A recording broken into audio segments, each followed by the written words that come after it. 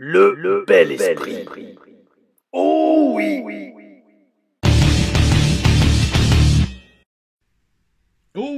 Oh oui, mes amis, nous attendions des réponses lors de ce Raw du 17 mars 2025 depuis Bruxelles, en Belgique, en direct d'ailleurs.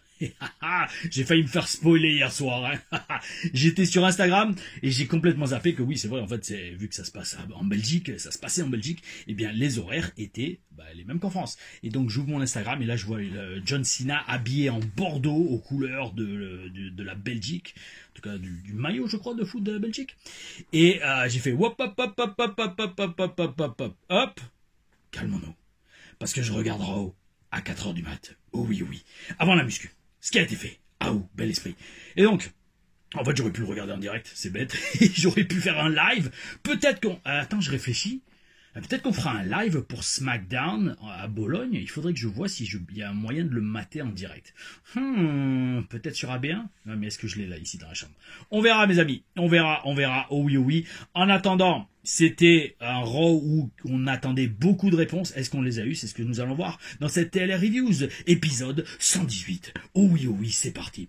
Donc la foule belge, et française, hein, disons-le quand même, semble chaud bouillante dès le début du show. Et on commence vraiment chaud avec John Cena. John Cena qui arrive. D'ailleurs, j'étais quasiment sûr qu'ils allaient commencer par John Cena. Parce que, à une époque, la WWE gardait les segments les plus attendus pour la fin du show. Plus maintenant, non. En effet, maintenant, on commence souvent par le segment le plus chaud. Et là, c'était John Cena. Et alors là, ils m'ont fait rêver. La foule m'a fait rêver. Je crois, arrêtez-moi si je me trompe, mais je crois que c'est la première fois de ma vie que j'entends John Cena sucks, John Cena sucks pendant son thème d'entrée. Alors peut-être ça a déjà été fait, je sais pas, c'est en tout cas bon, ça a l'air tellement naturel que je me dis c'est pas possible que personne l'ait fait avant la foule bruxelloise, mais en attendant, baissons un tout petit peu l'éclairage parce que le jour se lève déjà sur Nice. D'ailleurs ça me fait rêver, vu que je vais à la muscu comme depuis septembre à 6h du mat, maintenant il fait jour, ça y est, l'été revient aussi, ça se sent parce que la température augmente, mes amis, hein. Ouh là là, autant on sort d'une période hivernale où on s'est peler les burnes.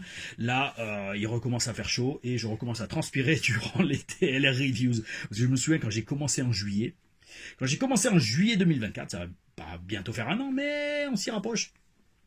J'étais trempé à la fin de chaque review. Un truc de ouf. Enfin bref, on y arrive, pas encore, mais on y arrive. En tout cas, où on est arrivé aussi, on est arrivé à ce que, lors de ce segment, donc de John Cena qui devait, entre guillemets, rendre des comptes, la foule était chaud bouillante. Et même en fait, la foule dans ce segment, qu'on a tous vu je pense, était vraiment une entité à part entière. Les chants Let's Go Cena, Cena Sucks sont tellement puissants. En fait le truc, ils sont tellement puissants et ils ont aucune raison d'être dans cette storyline.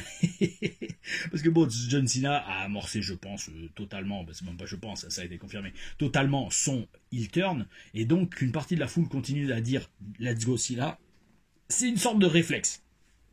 Et c'est bon, alors, je vais pas rentrer dans des études sociologiques, mais ce qui se passe, c'est que les foules européennes, et notamment francophones, sont tellement affamées de catch, et affamées aussi de représentation. Ça, c'est un truc que j'ai compris avec le temps et que j'ai ressenti moi-même, sont tellement affamées de représentation de leur identité à l'écran, qu'elles ont une ambiance de ouf. Et donc, en fait, surtout dans ce segment, je sais pas si vous l'avez vu comme ça, mais moi je l'ai vu comme ça. On ressent vraiment que c'est exceptionnel parce que le public, c'est un acteur à part entière du spectacle. En tout cas, du spectacle catch et encore plus du spectacle catch WWE. C'est un truc de ouf. D'ailleurs, je vais vous dire franchement, après c'est comme tout, mais dans les TLRAM, vous le voyez parce que je le mentionne souvent. Et là, pareil, samedi dernier, on a eu un super show à Marseille pour la TPW. Super chaud, tout. La production était top, la salle était top, le public était top. Et le public, alors il suffit de regarder mes stories Instagram. Il y a aussi non mais là, lui il a fait que de la musique. Il y a un fan qui a fait un clip vidéo sur le show, mais il y a de la musique derrière, donc on n'entend pas trop l'ambiance de la foule. Mais bref, quand vous avez une foule chaud bouillante, je vous dis, vous êtes obligé d'y prêter attention. Parce que si vous ne le faites pas, vous déféquez dessus tout simplement.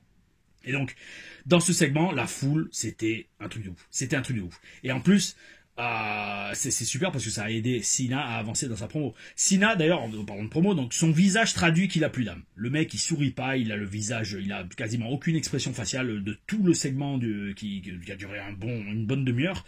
Il joue la carte de la victime. Alors, il dit que la foule était abusive avec lui, c'était une relation toxique. Il dit qu'il n'est, et d'ailleurs, c'est intéressant qu'à un moment, il dit, je ne suis ni un babyface, ni un heel, je suis juste un être humain.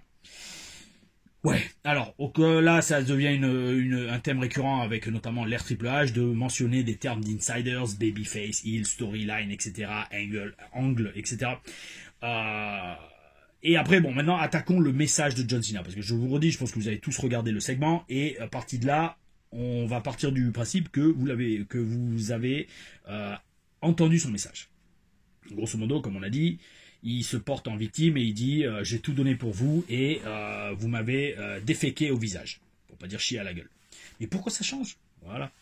Déféqué au visage pour pas dire chier à la gueule. Je reprends. Donc, et après, franchement, alors dans un sens, il a pas vraiment tort. Parce que le mec, il a quand même donné son corps et sa vie pour le catch. Et le public, quand il dit que j'arrête à la fin de l'année, qu'est-ce qu'il fait? Il chante na na na na na na na na hey hey hey goodbye. C'est comme si, même si c'est dans les storylines et qu'on sait que John Cena est heel, de son point de vue à lui et de son point de vue même personnage mais vécu, on l'a quand même en travers de la gorge. On l'a quand même en travers de la gorge parce qu'on se dit yo les gars, pendant 25 ans je vous ai donné ma vie dans un sens, et là quand je vous dis que j'arrête, vous me le jetez à la gueule et vous me dites grosso modo dégage, on s'en fout. Donc dans un sens son personnage et son texte a du sens. Par contre, après, ça c'est moi qui l'ai écrit avant d'entendre Michael Cole après le segment, faut quand même reconnaître que le mec est quand même devenu millionnaire hein, grâce au public, hein, donc gentiment, comme la foule le dit, shut the fuck up. Ensuite, il s'explique personnellement, mais jamais il mentionne The Rock. Et ça, je trouve, c'est un gros problème, parce que c'est quand même un point central de la storyline que le mec il ait vendu son âme à The Rock, mon Rock, El Diablo, et jamais une seule fois il mentionne son nom. Ça, bof. Alors après, il enchaîne et alors je comprends pas. Là aussi, j'ai pas compris. Mais bon, j'ai pas compris. J'ai pas compris. Pourquoi il critique même ceux qui achètent son t-shirt? Parce que en fait là, ça devient personnel et limite malaisant de cracher au visage des gens qui dépensent leur argent pour lui en faire gagner. Je veux bien. Ok, c'est un gros travail de heel. Mais on sent que même la foule elle-même, elle sait plus trop comment se placer et comment réagir. Et alors, je suis le premier à dire, plus c'est crédible, mieux c'est. Mais là, en fait, on sait même plus si c'est crédible. C'est ça qui est chaud. Parce que, autant, je veux bien comprendre que les gens qui disent Cena sucks depuis le début de sa carrière, oui, tu les as en travers de la gorge. Mais les gens qui disaient Let's go Cena, qui ont acheté tous tes t-shirts, qui croyaient en toi, etc. Maintenant, tu leur dis, même vous, je vous entube. C'est bizarre. C'est vraiment bizarre ces explications, et je le redis. Aucune mention de The Rock, qui est quand même un point central de la storyline. Alors bien sûr, ils vont en parler, je pense, dans les semaines à venir. J'espère très sincèrement. Mais bon. Et même maintenant que j'y pense, vu qu'ils l'ont même pas mentionné The Rock, est-ce que The Rock sera présent à WrestleMania? Et si il est présent ou s'il n'est pas présent, est-ce que le deuxième ou troisième membre, comme on dit, comme certains disent avec les signes qu'il fait avec les doigts, va nous être révélé cette année ou l'année prochaine pour WrestleMania d'après? Il serait capable de faire ça. Hein. Il serait capable de faire ça. Parce que si The Rock est trop occupé pour venir à WrestleMania, eh ben peut-être qu'ils vont faire, bon écoutez, Rock sera pas là, on va se contenter de John Cena méga heel pour ce WrestleMania, et l'année prochaine, on aura, ou au cours d'année, on aura retour de The Rock avec, qui nous présente son deuxième membre, qui, vu que Cena a échoué, je sais pas, peut-être, on aura le deuxième membre du clan des gens sans âme que The Rock recrute. Voilà. Enfin bref, tout ça pour dire, je respecte le travail d'acteur totalement de Cena, il faut le respecter, ça c'est un truc de ouf. Mais le texte, le texte, je sais pas. Parce qu'en plus, pareil, bon, on a bien compris, faut réfléchir 2 minutes. Il dit, je vais pas changer de look, c'est pas vous qui allez me dire ce que je dois faire, etc. Je vais rester le même qu'avant. Ok, d'accord. Mais c'est aussi parce qu'ils ont déjà produit tous les t-shirts pour sa tournée d'adieu, je pense. Ils les ont commandés en Chine ou je sais pas où. Donc, bien évidemment, ils vont pas les jeter et les mettre à la poubelle. Ils sont obligés de les vendre. Donc, c'est une sorte de justification de tous ces stocks qui ont été construits depuis des mois en avance, alors que peut-être son heel turn a été décidé au dernier moment. Je sais pas. Franchement, c'était bizarre. Et bref, à un moment.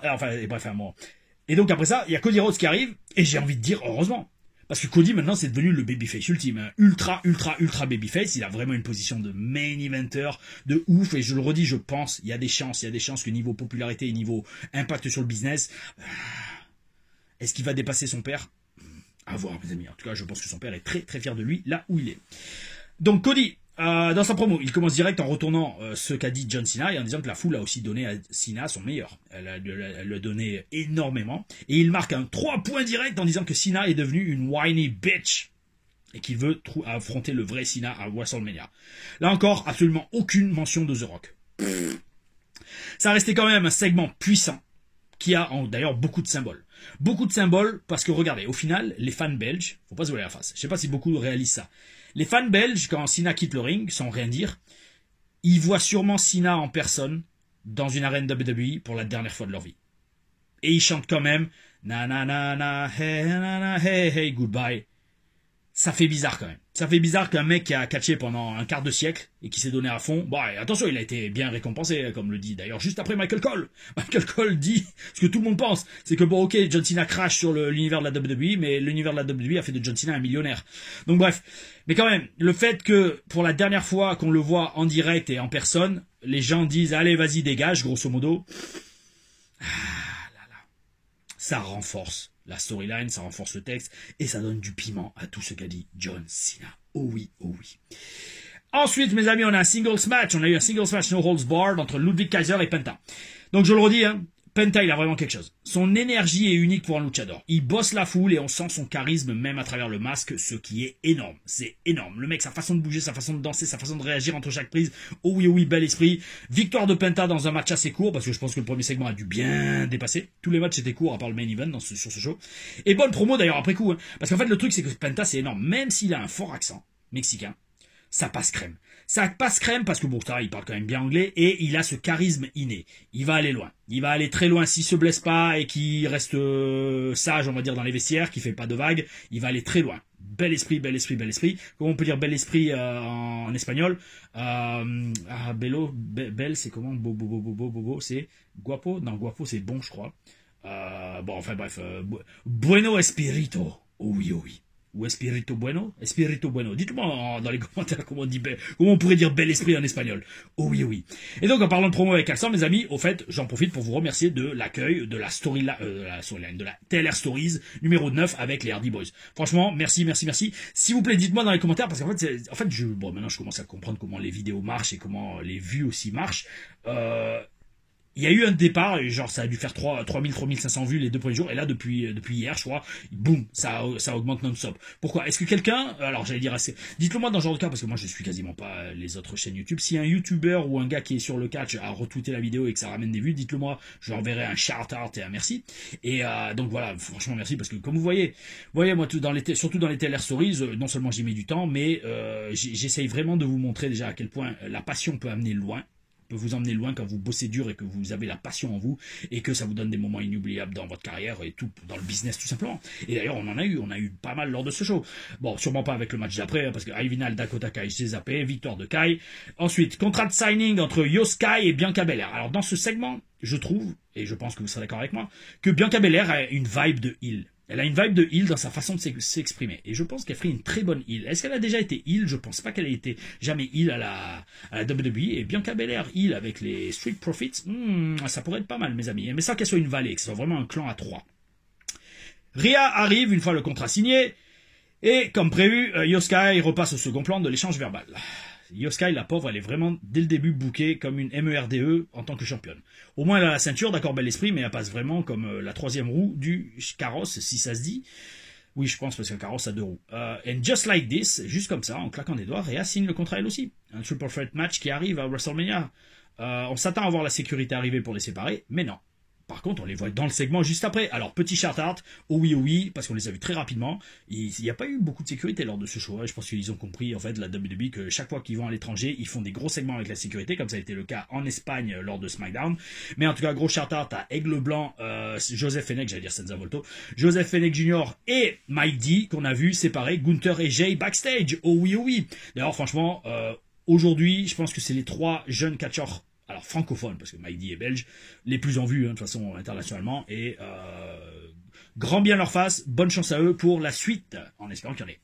Singles match entre Jey Uso justement et Austin Theory. Pareil, victoire ultra rapide de Jey et Gunther arrive et alors là, lui, il passe là encore une fois pour un guignol. Un guignol. Le booking de Gunther est absolument abyssal en ce moment à la WWE. On comprend pas. Ils foutent en l'air tout ce qu'ils ont fait avec lui. Et on a un visuel de Jey avec la ceinture poids lourd mondiale dans les mains à la fin de ce segment. Et ça peut rendre assez bien vu qu'au moins il est booké Gunther depuis quelques semaines. Mais ça va être encore long, hein, le petit mois qui nous reste avant WrestleMania. Ensuite, on a un tag team match avec la LWO et American Made. Alors, LWO, ils ont un nouveau t-shirt, bel esprit, il est stylé. Je crois que c'est un nouveau t-shirt. Et là, mes amis, donc dans ce match, on a deux catcheurs masqués. Deux catcheurs masqués, comme Eagle Mask, hier, comme vous l'avez vu dans la TLRAM, contre Lance Storm. Oh oui, oui, pareil, vous l'avez beaucoup aimé cette vidéo. Je vous conseille très fortement d'aller la voir parce que c'est, franchement, alors, je peux pas dire que c'est un match dont je suis fier. Parce que c'était pas un match en show, mais c'est un énorme souvenir. De toute façon, vous le verrez, toute l'émotion et tous les fous rires que je me tape et j'ai dit l'émotion et comment dire, pas la fierté, c'est pas le mot, mais l'émotion, oui, c'est le meilleur mot, parce que je l'ai re-regardé hier, parce que en fait cette TLRM, je l'ai tournée il y a au moins 2 mois, je pense. Et des fois, je re-regarde les TLRM que je pense, parce que je vous redis, j'ai dû la tourner début janvier ou février peut-être. Et franchement, même en la re-regardant, je vais reconnecter avec tout ce que je disais dans la TLRM. Donc, TLRM, Eagle Mask, Top Larifa, contre Lance Storm, le rematch, oh oui, dans un très bon match, il y a une prise que j'ai jamais ressortie de ma carrière, le truc là, la Digero où je monte sur les cordes et je suis un ciseau de tête, bel esprit, un German suplex avec le pont, oh oui, bel esprit, allez voir la TLRM, parce que donc en parlant de luchador masqué et en parlant de TLRM, oh oui, un nouveau sondage a été lancé, et là, je vous conseille d'aller voir le sondage, parce que j'avoue, même moi je me dis, j'abuse de faire un sondage comme ça, mais c'est pas grave, j'ai fait les comptes, il y a 12 TLRM qui ont déjà été faites et demain je vais en tourner une. Alors là je vous annonce les amis, demain je vais tourner 2 vidéos. Ouh là là là là, ça va être excellent, mais ce qui n'est pas excellent, c'est que je commence déjà à avoir chaud. Entre le petit bandana en coton et le débardeur noir et le dos collé au siège, pas en cuir, mais je crois simili-cuir, je crève de chaud. Donc on va abréger cette TLR-Use parce qu'en plus je suis serré par le temps aujourd'hui. Et en plus mes amis, je vous annonce demain, je pense demain soir, nouvelle TLR booking, je vous dirai le sujet à la fin de cette review. Oh oui. Donc bref, on en revient à ce tag team match entre LWO et American Made et victoire de la LWO. Et on revoit le luchador masqué, je pense qu'il va s'appeler, alors il me semble qu'ils ont dit un nom, mais je les verrais bien l'appeler El Americano. L'américain. Ça serait énorme. Ouais, parce qu'en fait, c'est ça, moi ça me rappelle un souvenir, une petite anecdote.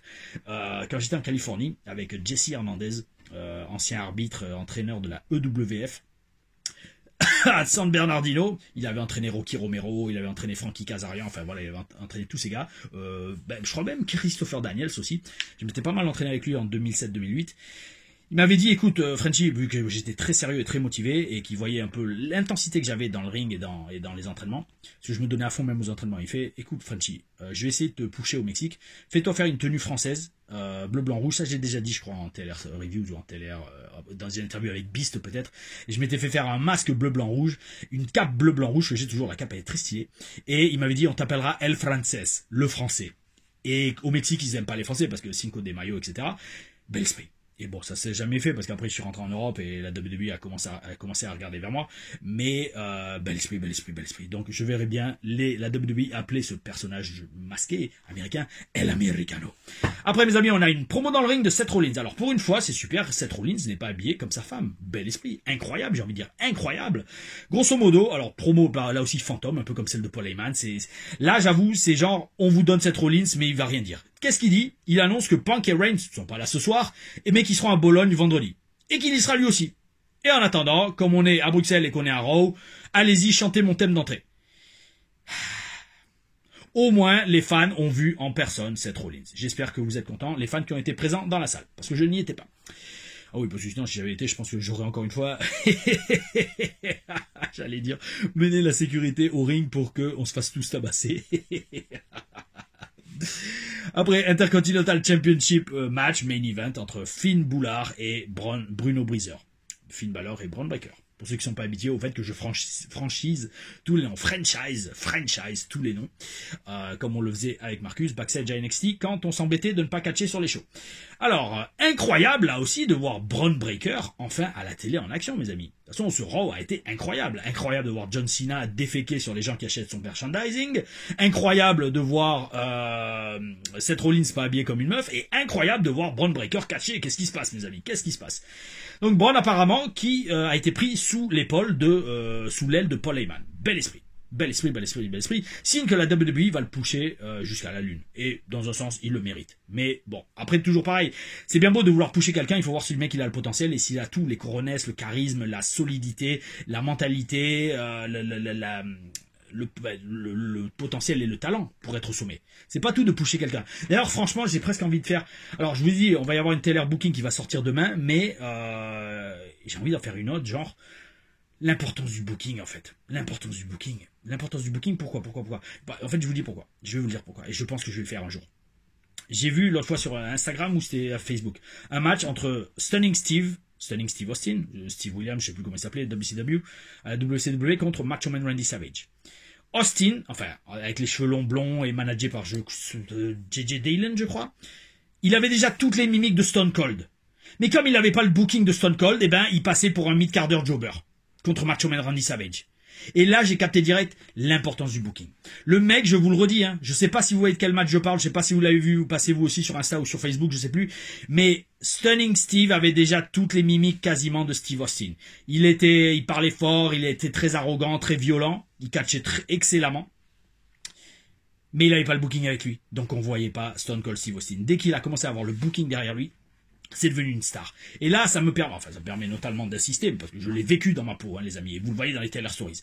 NXT, jobber, squash match, très peu au micro, parce que justement, je pense qu'ils voulaient pas trop qu'on brille au micro en tant que légionnaire français. Parce que franchement, vous nous aurez passé les micros comme ils l'ont fait à Impact, on voit direct le jour et la nuit. Vous nous laissez le micro, mais tout de suite, ça fait, ok, ces gars-là, c'est des stars. À NXT, on n'avait jamais le micro. Et les rares fois où on l'avait, ça marchait. C'était un truc de ouf. Avec Mika, on s'est mis en tête, en fait, ils veulent pas qu'on parle. Ils veulent pas qu'on parle parce que si on parle, Enzo et Cass, on va complètement les envoyer aux oubliettes. On va être tellement divertissant et tellement diversifié dans nos émotions et dans nos range of character et emotions que voilà. Bon, enfin bref, ça pour dire, comme je disais, quand vous avez le booking avec vous, ça fait toute la différence. Et donc, ouais. Taylor Booking, bon, je vous le dis tout de suite, donc, je vais en faire une demain, qui sera, je dis juste ça. Et ça va être très ironique, mais vous comprendrez quand vous verrez la vidéo. Aimez vos heals, B-O-R-D-E-L, D-E-M-R-2. Ou alors un truc du genre, respectez les heals. Il faut respecter les heals. Et vous comprendrez pourquoi. Parce que franchement, vous la voyez pas venir. Cette Taylor Booking, vous la verrez pas venir. Et j'ai failli la faire dimanche, mais je me suis dit, on va se calmer parce que ça va faire 6 vidéos en une semaine. Laissons les gens digérer déjà la Taylor Stories de vendredi. Et la review de SmackDown aussi, qui était pas mal. Elle était pas mal cette review de SmackDown. Et en tout cas, demain, c'est bon. Demain ou jeudi. Je vais la filmer demain. Elle sera postée soit demain soir, soit jeudi. On verra. Taylor Booking. Aimez vos heals. Il faut aimer vos heals. B-O-R-D-E-L, D-E-M-R-2. Enfin bref, tout ça pour dire. Donc ouais, Bron Breakker, à voir s'il va aller jusqu'à la lune comme la WWE semble vouloir l'y emmener. La foule chante pendant ce match entre Finn Balor et Bron Breakker. Ajusero. Les mecs, franchement, je sais pas si ça va arriver un jour, mais ils devraient rentrer au Hall of Fame WWE. C'est les mecs, ils arrivent à avoir des chants sur les shows francophones plus forts que la plupart des superstars de WWE. Donc bravo à vous, les amis. Intervention de Judgment Day qui vient ringside, c'était prévisible. Beaucoup du teasing du spear tout au long du match, du spear de Bron Breakker. Spear qui connecte finalement à la fin du match sur Finn Balor après une erreur de Dom qui coûte le match à son leader, pas mentor mais leader. Parce que le mentor de Dominic, c'est Lance Storm, oh oui, entraîné par Lance Storm à la Storm Wrestling Academy, comme moi, et donc vous pouvez voir un match dans la TLRAM de hier soir, oh oui, toujours replacer ces vidéos, ça fait du bien. Bron conserve, et on sent arriver la fin officielle, et il était temps du Judgment Day. Et le match pour le titre intercontinental, je pense à Mania, intercontinental masculin, parce qu'on n'a pas vu du tout le titre intercontinental féminin lors de ce show, et je pense justement, c'est parce que le premier segment avec John Cena est allé un peu trop long, mais c'est pas grave, ça valait le coup quand même. Donc à Mania, on aura sûrement Penta contre Bron, et franchement, je vois pas Penta perdre, parce que ça foutra en l'air toute sa hype, et donc peut-être une légère odeur de serpillière qui tourne autour de Bron. Je pense pas, parce qu'il va avoir un push après ça, mais quand même, son booking en tant que champion intercontinental laisse fortement, mes amis, fortement à désirer. Mes amis, c'était la review de Raw. On enchaîne avec la question de la semaine, alors par Kilton, avec 2 N, qui me dit... D'ailleurs, petite question dans un commentaire, d'il y a pas mal de temps. Tu me dis, petite question, mais est-ce que tu as des anecdotes sur la petite réunion des légionnaires en 2015 lorsque tu manageais Marcus en house show et comment ça s'est passé? Alors écoute Kilton, tu me fais rêver parce que ça, déjà je pense pas y avoir répondu à cette question parce que des fois je vois des questions, je me dis mais j'ai déjà répondu. Déjà bravo bel esprit parce que pour que toi tu t'en souviennes, oh oui, c'est que tu gères parce que j'ai presque envie de dire même moi j'avais oublié. Pourquoi? Parce qu'en fait c'était pas vraiment une réunion. En fait on en était arrivé à un point où on sentait que la WWE, enfin l'office en tout cas de NXT, les bookers, savaient rien faire. Ils avaient aucune idée de quoi faire avec Marcus. Donc ça, on se situe, on va dire, automne 2015, d'accord, à peu près. J'étais pas encore manager de Billy Kay et il savait pas quoi faire avec moi. Il m'avait dit, Tom, fais manager, enfin Frenchy, fais manager. Ok, mais de qui? Ah ben c'est à toi de le trouver. Ok, d'accord. Et donc je faisais des promos avec n'importe qui. Et franchement, à chacune, ça passait assez bien parce que bon, après un manager, si vous savez parler, vous pouvez manager littéralement n'importe qui. Ça, c'est pas un problème. Mais il faut juste que l'office dise, ok, ça, on aime ça, on va te pusher. Et d'ailleurs, ils avaient donc commencé à kiffer, moi et Billy Kay. Et c'est pas mal. Franchement, on a eu une bonne dynamique. Et c'était sympa d'avoir un manager mec d'une catcheuse. Ça a ajouté quelque chose, c'était vraiment pas mal. Bon, enfin bref. Mais avant que je manage Billy Kay, aussi bien sur les live events non, même pas à la télé, on a fait qu'un dark match. Et la semaine d'après, j'ai été renvoyé. Enfin, dark match à NXT Full Sail. Donc on avait fait un ou deux matchs où je remanageais Marcus, mais Marcus en fou, avec le crâne rasé, et moi en même pas homme d'affaires, j'étais tout en noir, c'était un peu spécial. Juste même pas en fait, même moi j'aurais été incapable de définir mon personnage, parce qu'en fait Triple H m'avait dit, je veux que tu sois un peu plus réaliste. Ok, d'accord, oui monsieur, je vais être plus réaliste, mais est-ce que plus réaliste ça veut dire plus ennuyeux? C'est comme ça que je l'ai traduit. Parce que pour moi, être à la télé et être divertissant, c'est s'habiller avec des manteaux en fourrure, des lunettes de soleil, des grosses chaînes en or, et se la péter. Et ça, dans un sens, j'allais dire, c'est moi. C'est être réaliste. Être plus réaliste, je l'ai compris quand Triple H me l'a dit comme ça, en personne. Donc je l'écoute. Être moins divertissant. Enfin bref. Et donc en fait, ouais, donc on avait fait un ou deux live events où j'avais remanagé Marcus en équipe avec Axel Tischer. Axel Tischer, c'est ça, maintenant sur les indies, mais à l'époque c'était... Comment il s'appelait Wolf, Alexander Wolf, je crois, ouais, à NXT. Donc ouais, on avait fait un ou deux matchs en équipe, les photos doivent traîner sur Facebook d'ailleurs. Et oui, il y avait rien eu de spécial, hein, c'était juste des live events qu'on avait fait. Donc franchement, désolé amigo, enfin il n'y avait pas vraiment d'anecdote, si ce n'est qu'avec Marcus, on était toujours tout le temps ensemble à l'époque, donc pour nous ça changeait rien, au contraire on rigolait. Et je pense qu'à ce niveau-là, lui comme moi, parce que comme ça se situe en automne 2015, donc quelques mois, allez 3-4 mois avant qu'on se fasse libérer de notre contrat, pour pas dire envoyer ou qu'ils y mettent fin à notre contrat, dont j'en parle dans la TLR Stories numéro je sais plus combien, mon dernier jour à la WWE. En fait, je pense qu'on a dû se taper énormément de barres. Parce qu'à ce point-là, on était en mode ZFG. ZFG. Petite dédicace à LFG. Let's fucking go. Non, Legends and Future Greats. ZFG, pour ceux qui ne savent pas, je pense que je l'avais déjà dit dans une interview avec Beast. ZFG, Zero Fucks Given. C'était la mentalité que beaucoup au Performance Center avaient commencé à avoir au bout d'un temps, parce qu'on se rendait compte que peu importe qu'on travaille dur ou pas, eh ben, ils donnaient tout aux stars indie qui arrivaient, du genre, après Balor et Owens, ils avaient une grosse carrière. Mais après, quand vous voyez arriver des mecs, et je vais pas dire de nom, il suffit de lire les autres, de regarder les autres reviews pour comprendre, des mecs qui ont pas de physique, pas de charisme, et qu'on leur donne des matchs télé alors qu'ils sont même pas sous contrat, alors que backstage, il y a des gars 10 000 fois plus caisse, 10 000 fois plus charismatiques et 10 000 fois plus talentueux dans le ring, tout simplement, que ces gars-là, et ben, au final, on devenait ZFG, Zero Fucks Given. Et sur les shows, on se tapait des barres, comme on le pouvait, mes amis. Comme sur la chaîne, mes amis, comme sur la chaîne, donc mes amis. Oui, merci d'avoir regardé. Si vous avez aimé cette review, cette vidéo, likez, partagez, commentez et abonnez-vous, mettez la petite cloche. Beaucoup de nouveaux abonnés sur la chaîne, je pense, grâce à la vidéo sur les Hardy Boys. Donc mes amis, croyez-moi, il y a encore du gros qui arrive. Hein. Il y a du gros qui arrive. La prochaine TLR Stories sera postée la semaine prochaine, vendredi. Ça sera un match simple avec EC3, là aussi, excellent match. C'est un de mes rares matchs simples à impact qui m'a vraiment permis de bien briller, de montrer ce que je valais en solo. Et ils avaient beaucoup apprécié ce match, d'ailleurs EC3 également. Très bon ami, très bonne personne, et donc cette semaine, donc on va avoir surtout demain, je pense, demain ou jeudi, la TLR Booking numéro, je sais plus combien, on s'en fout, on va pas commencer à les compter, mais aimez vos heals, BORDEL, DEMR2, et ça m'énerve de le lire, donc aimez vos heals, bordel de merde, oh oui, en attendant mes amis, gardez le bel esprit, on se voit bientôt pour d'autres vidéos, Aou.